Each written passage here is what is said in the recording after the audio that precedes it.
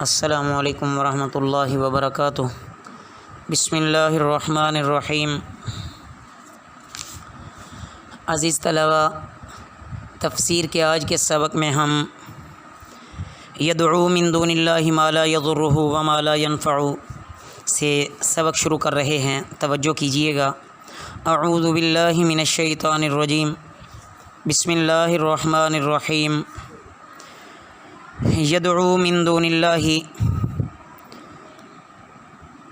وہ پکارتا ہے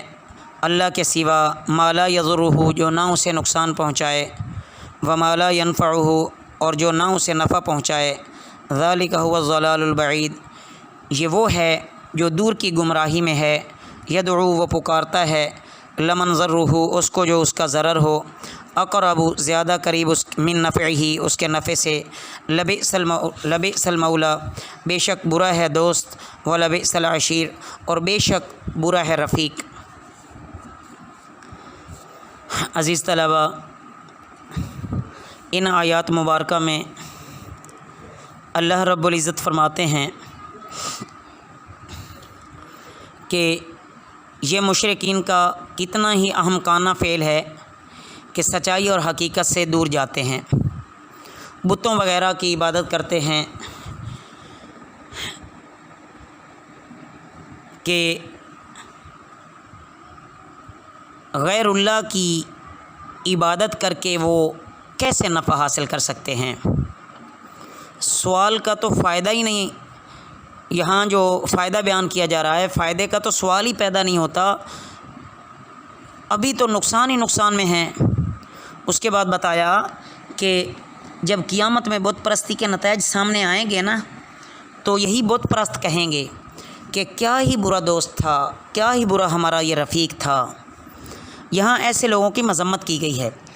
جو محض دنیاوی طمع پر اسلام لے آتے ہیں اور ان کے دل میں اسلام کی حقانیت کی طرف سے تردد رہتا ہے۔ گویا کہ ایسے لوگوں کے نزدیک حقانیت کا معیار دنیاوی منفعت ہے۔ دنیاوی منفعت کیا چیز ہوتی ہے؟ حالانکہ اصل تو معیار دینی ہونا چاہیے۔ دنیا تو جتنا مقدر ہے وہ ملنی ہی ملنی ہے۔ بہرحال دین اسلام کو اخلاص کے ساتھ اختیار کرنا چاہیے، نہ کہ دنیاوی فوائد حاصل کرنے کے لیے۔ ان اللہ، بے شک اللہ تعالی، یدخل الذین آمنوا، داخل کرے گا وہ لوگ جو ایمان لائے، وعملوا الصالحات، اور انہوں نے درست عمل کیے، جنات تجری، بہتی ہیں نہریں باغات میں، من تحتها الانہار، ان کے نیچے انہاروں نہریں۔ ان اللہ یفعل ما یرید، بے شک اللہ تعالیٰ کرتا ہے جو وہ چاہتا ہے۔ من کان یظن، جو گمان کرتا ہے، لن ینصرہ، کہ ہرگز اس کی مدد نہ کرے گا اللہ، فی الدنیا والآخرۃ، دنیا میں اور آخرت میں، فلیمدد، تو اسے چاہیے کہ تانے، بسبب، ایک رسی تانے یا بنائے، الی السماء، آسمان کی طرف، آسمان کی طرف، ثم لیقطع، پھر اسے کاٹ ڈالے، فلینظر، پھر دیکھے، هل یذہبن، کیا دور کر دیتی ہے، کیدہ، اس کی تدبیر، ما یغیظ، جو غصہ دلا رہی ہے، وکذالک، اور اسی طرح، انزلناہ، ہم نے اس کو نازل کیا، آیات بینات، آیتیں روشن، وان اللہ، اور بے شک اللہ، یہدی، ہدایت دیتا ہے، من یرید، جس کو چاہتا ہے۔ ان الذین آمنوا، بے شک جو لوگ ایمان لائے، والذین ہادوا، اور جو یہودی ہوئے، والصابئین، اور صابی، والنصارى، اور نصارہ، والمجوس، اور آتش پرست، والذین اشرکوا، اور وہ جنہوں نے شرک کیا، ان اللہ یفصل، بے شک اللہ تعالیٰ فیصلہ کر دے گا، بینہم، ان کے درمیان، یوم القیامت، روز قیامت، ان اللہ علی کل شیء شہید، بے شک اللہ ہر شے پر گواہ ہے، مطلع ہے۔ عزیز طلبہ، یہاں سے مومنین پر کیے جانے والے انعامات سے اللہ نے بیان شروع فرمایا کہ اللہ رب العزت جن کاموں کو کرنے کا حکم دیتے ہیں ان کاموں کو جو لوگ کرتے ہیں اور جن لوگوں سے رکنے کا حکم کرتے ہیں ان سے وہ لوگ رک جاتے ہیں تو قیامت کے دن جنت کے باغات میں ان کو داخل کیا جائے گا اور وہ ہمیشہ ہمیشہ کے ہوں گے، ان کے نیچے نہریں بہہ رہی ہوں گی، اور اللہ تعالیٰ اس کے علاوہ بھی جو کچھ ان کے لیے چاہے گا وہ انعامات ان پر فرما دے گا۔ اللہ کے سامنے کوئی مزاحمت نہیں کر سکتا۔ کفار مکہ کی عداوت اور مخالفت جب اپنی انتہا کو پہنچ چکی تھی،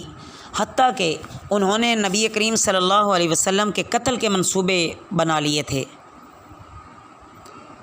اللہ تعالیٰ نے ادھر اپنے رسول سے دنیاوی اور اخروی کامیابی اور فتح کے جو وعدے کر لیے تھے وہ ضرور پورے ہو کر رہنے تھے، خواہ کفار اور حاسدین کتنا ہی غیظ کھائیں، غصہ کریں۔ اگر ان کفار اور حاسدین کو اس پر زیادہ غصہ ہے اور سمجھتے ہیں کہ کسی کوشش سے خدا کی مشیت کو روک سکیں گے تو اپنی انتہائی کوشش خرچ کر کے یہ بھی دیکھ لیں، اور اگر ان سے یہ بھی ہو سکتا ہے تو رسی تانیں اور اوپر چڑھیں اور وہاں سے آسمانی امداد کو منقطع کر کے آئیں، پھر دیکھیں کہ ان تدبیروں سے وہ چیز آنی بند ہو جاتی ہے جس پر انہیں غصہ آتا ہے یا نہیں بند ہوتی۔ بہرحال اللہ جس کو چاہتے ہیں اسے ہدایت عطا فرماتے ہیں، البتہ انسان کوشش کرنے کا مکلف ہے، انسان کوشش کرے، کوشش کرنے کے بعد اللہ تعالیٰ پر فیصلہ چھوڑے، پھر دیکھے کہ اللہ کیسے فیصلے فرماتے ہیں۔ اس کے بعد دو ٹوک فیصلہ اللہ تعالیٰ کی بارگاہ سے ہوگا قیامت کے دن کہ اہل اسلام، یہود، نصارہ، آتش پرست، صابی، مشرکین سب کو معلوم ہو جائے گا کہ کس کا نتیجہ اچھا ہے اور کس کا برا، کون کامیاب رہا اور کون ناکام ہوا۔ بہرحال عام طور پر دنیا میں مذہب کے لحاظ سے یہ 6 فرقے ہیں۔ اہل ایمان یعنی جو اہل اسلام ہیں، اور یہود، نصارہ، مجوسی، آتش پرست، مشرکین اور صائبین، یہ 6 ہیں۔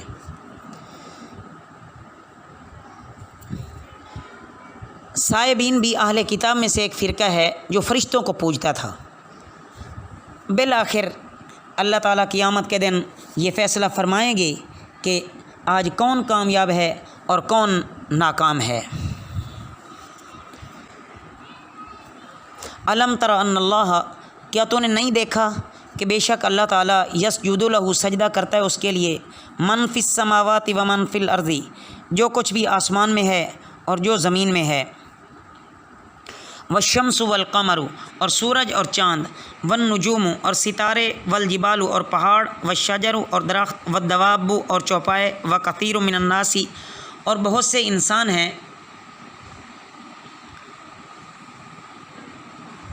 حق کا ثابت ہو گیا علیہ، اس پر، العذاب، عذاب، ومن یہن اللہ، اور جسے اللہ ذلیل کر دے، فما لہ من مکرم، تو نہیں اس کے لیے کوئی عزت دینے والا، ان اللہ یفعل ما یشاء، بے شک اللہ کرتا ہے جو وہ چاہتا ہے۔ عزیز طلبہ، یہاں اللہ تعالیٰ اپنی قدرت کے مزید دلائل بیان کر رہا ہے کہ اللہ تعالیٰ کا علم بھی ہر چیز سے زیادہ وسیع ہے، اللہ تعالیٰ کی قدرت اتنی عظیم ہے کہ اللہ ہر چیز پر قادر ہے۔ آسمان اور زمین میں جتنی بھی مخلوقات ہیں ساری کی ساری اللہ تعالیٰ کے سامنے سر نگوں ہوتی ہے۔ آسمان اور زمین میں جتنی مخلوقات ہیں سب اس قدرت والے کے آگے سجدہ ریز ہوتی ہیں۔ باقی کون کیسے سجدہ کرتا ہے یہ اللہ تعالیٰ نے ان کو جیسی ان کے حال جیسا بنایا ہے وہ اسی حال میں ہی اللہ کو سجدہ بھی کرتے ہیں اور اللہ کے سامنے تسبیح و تقدیس بھی وہ بیان کرتے ہیں۔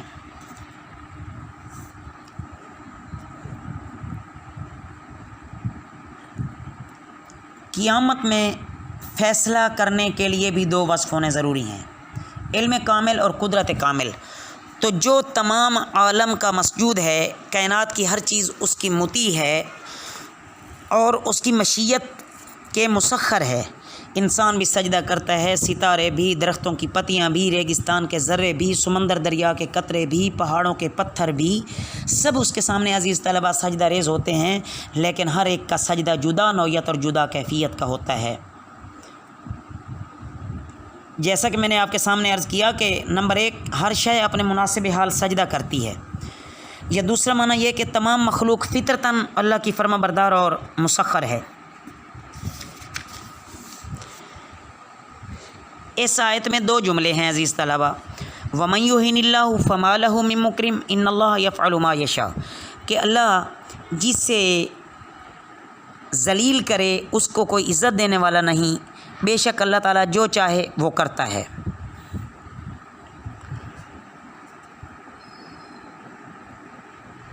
اور اللہ تعالیٰ جسے ہدایت عطا فرمائے، ہدایت صرف اسی کو ملتی ہے۔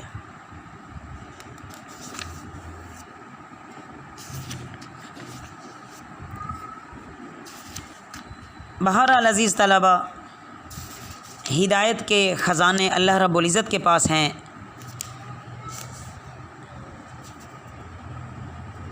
ہمیشہ انسان کو حسن خاتمہ کے لیے فکر مند رہنا چاہیے اور اس کے لیے اللہ تعالیٰ کی بارگاہ میں دعائیں بھی کرتے رہنا چاہیے۔ ہذان خصمان اختصموا، یہ وہ 2 فریق ہیں، وہ جھگڑے، فی ربہم اپنے رب کے بارے میں، فالذین کفروا پس وہ جنہوں نے کفروا کفر کیا، قطعت لہم قطع کیے گئے ان کے لیے، ثیاب کپڑے، من نار آگ کے، یصب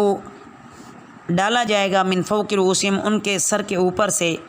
الحمیم کھولتا ہوا پانی، یصہر پگھل جائے گا، بہ ما فی بطونہم اس سے جو ان کے پیٹوں میں ہے، والجلود اور جلدیں، ولہم مقامع من حدید اور ان کے لیے گرز ہیں لوہے سے، کلما ارادو وہ ارادہ کریں گے کہ وہ نکلیں، ان یخرجوا منہا کہ وہ نکلیں اس سے، من غم سے، اعیدوا فیہا لوٹا دیے جائیں گے اس میں، وذوقوا اور چکھو عذاب الحریق جلنے کا عذاب، ان اللہ بے شک اللہ، یدخل الذین داخل کرے گا وہ لوگ جو ایمان لائے، الذین آمنوا وعملوا الصالحات اور انہوں نے عمل کیے نیک، جنات تجری بہتی ہیں نہریں، جنات باغات تجری بہتی ہیں، من تحتها الانہار ان کے نیچے نہریں، یحلون فیہا وہ پہنائے جائیں گے اس میں، من اساور کنگن، من ذہب سونے کے، ولؤلؤا اور موتی، ولباسہم اور ان کا لباس، فیہا اس میں، حریر ریشم ہے، وہدوا الی الطیب اور انہیں ہدایت کی گئی پاکیزہ کی طرف، من القول بات سے، وہدوا اور انہیں ہدایت کی گئی الی صراط الحمید تعریفوں کے لائق راستے کی طرف۔ عزیز طلبہ، ان آیات مبارکہ میں اللہ رب العزت نے دونوں فریقوں کا حال بیان کیا ہے اور دونوں فریقوں کا انجام بھی ظاہر فرما دیا۔ جو لوگ کافر تھے ان کو جہنم کی آگ اس طرح چاروں طرف سے محیط ہوگی جس طرح کہ لباس آدمی کے بدن کو ڈھانپ لیتا ہے، اور ان اہل جہنم کے سر کو ہتھوڑوں سے کچل کر کھولتا ہوا پانی اوپر سے ڈالا جائے گا، جو دماغ کے راستے سے پیٹ میں پہنچے گا، جس سے سب پیٹ کی انتڑیاں کٹ کٹ کر نکل جائیں گی، اور بدن کی بالائی سطح کو جب پانی چھوئے گا تو بدن کا چمڑا گل کر گر پڑے گا، پھر اصلی حالت کی طرف لوٹائے جائیں گے، اور بار بار یہی عمل دہرایا جاتا رہے گا۔ تو یہ دائمی عذاب کا مزہ ہمیشہ ہمیشہ کے جو لوگ جہنمی ہوں گے، جو کافر ہوں گے، وہ چکھیں گے، الیاذ باللہ۔ دوسرا حال جنتیوں کا فرمایا کہ ان کو ہمیشہ ہمیشہ کے باغات دیے جائیں گے جن کے نیچے نہریں بہتی ہوئی ہوں گی، اہل جنت کو کنگن پہنائے جائیں گے، سونے کے زیور پہنائے جائیں گے، اور یہ ان کا زیور ہے۔ دنیا میں تو مردوں کے لیے معیوب سمجھا جاتا ہے، لیکن قیامت کے دن جنت میں ان کو اتنا پیارا لگے گا کہ جتنا عورتوں کو بھی نہیں پیارا لگتا۔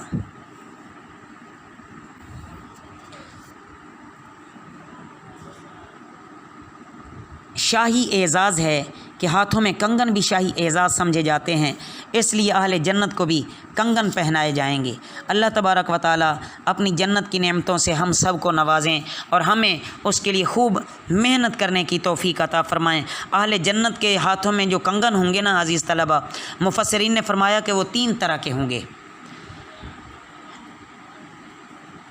ایک سونے کا، دوسرا چاندی کا، تیسرا موتیوں کا، جیسا کہ ان آیات میں بھی موتیوں کا ذکر موجود ہے۔ اللہ ہمیں اپنے خزانوں میں سے دنیا آخرت کے لحاظ سے نوازے اور ہمیشہ ہمیشہ کے لیے ہمیں دنیا آخرت میں بھی راحت نصیب فرمائے۔ وما علینا الا البلاغ المبین۔